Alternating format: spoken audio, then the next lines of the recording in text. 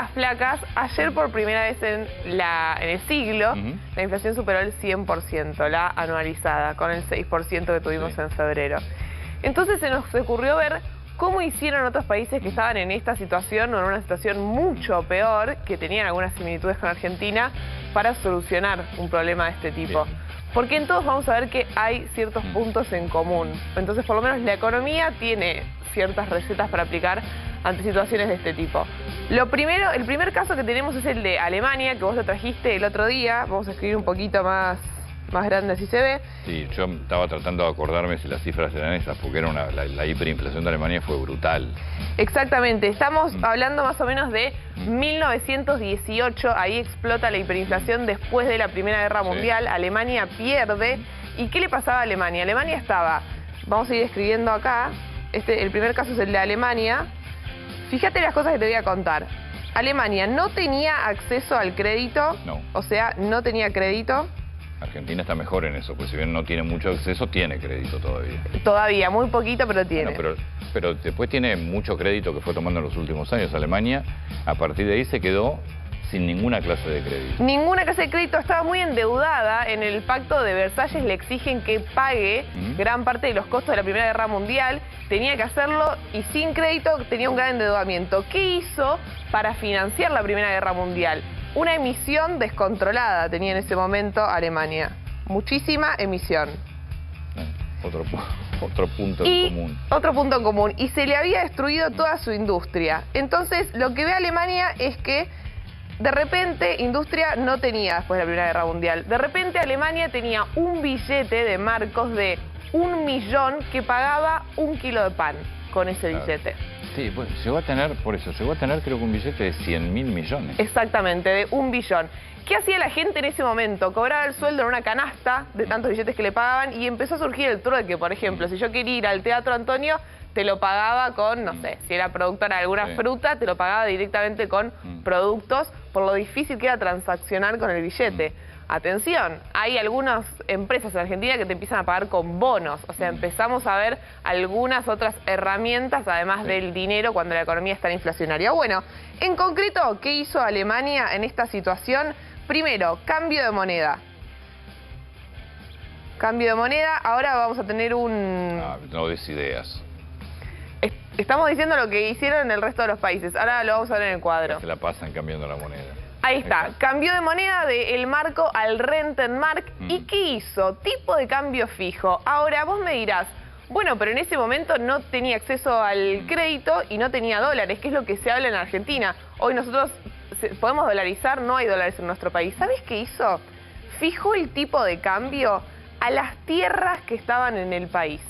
Entonces ese era, podríamos decir, el colateral, lo que sostenía la moneda. De esa manera dio credibilidad. Todos los activos que tenían en Alemania y en el país, tanto en tierras como activos industriales, fueron lo que sostuvieron a la moneda. Una vez que hacen el cambio de moneda y aplican un tipo de cambio fijo que da credibilidad, con eso se empieza a estabilizar.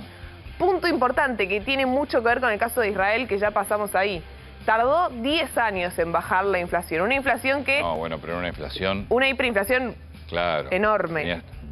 Tenías un billete de 100.000 millones de pesos que alcanzaba para comprar, por ejemplo, 2 cervezas. Exactamente. Miren lo que era el nivel de hiperinflación. Yo lo contaba el otro día.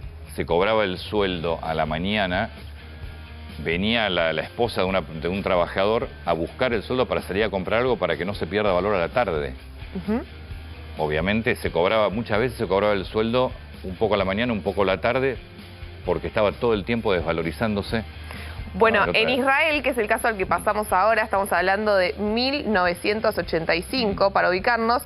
En ese año Israel tuvo 400% de inflación. Dijeron, algo tenemos que hacer. En 5 años pasaron a tener 20% de inflación anual. Y ahora, si querés, pasamos directamente a nuestra tabla. ¿Qué hicieron? Primero, prohibición de emisión de moneda. Se prohíbe emitir moneda. Eso se acompaña con independencia del Banco Central. ¿Qué es, Antonio, independencia del Banco Central?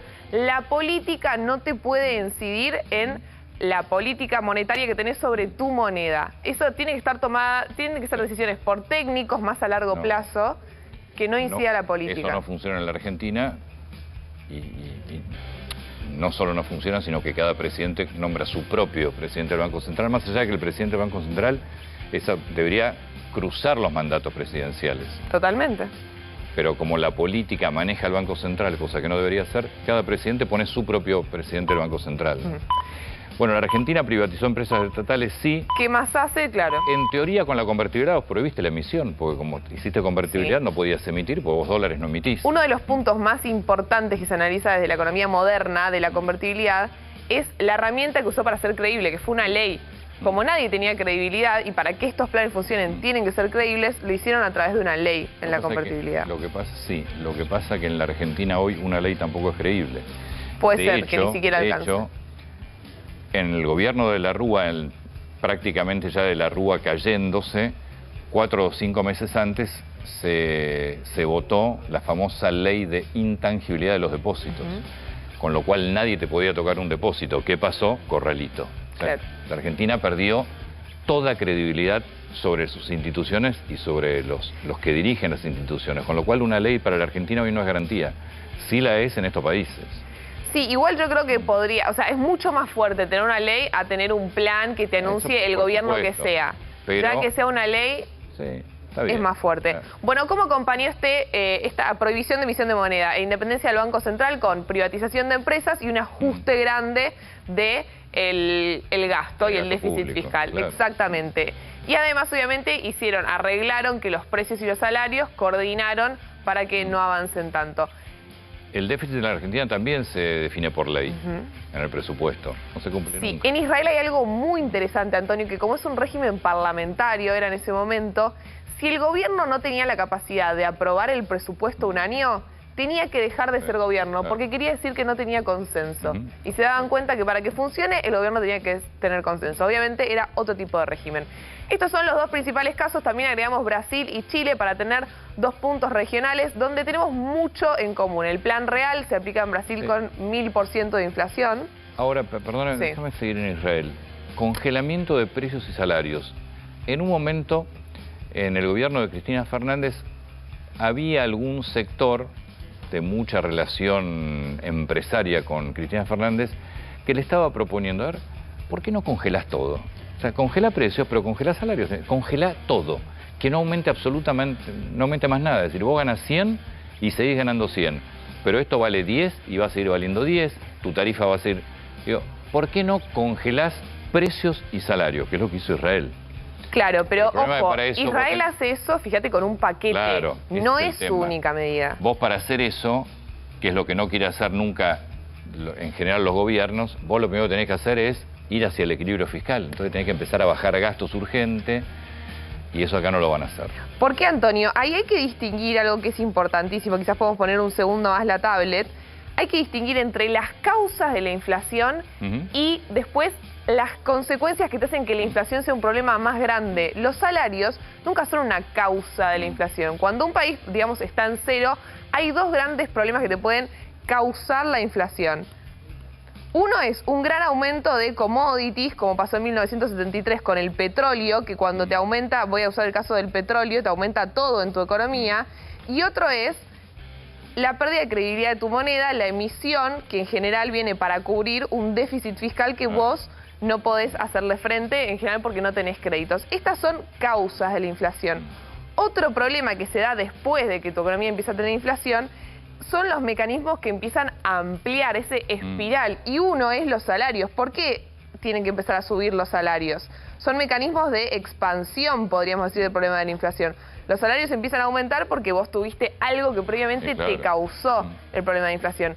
Entonces, fíjate que si vos, como plan, lo que haces es atacar esto, no estás atacando el problema de fondo, que es lo que te causó la inflación. Por eso Israel lo que hace es, primero, ataca este problema, ajusta el déficit, pero después acompaña con un congelamiento.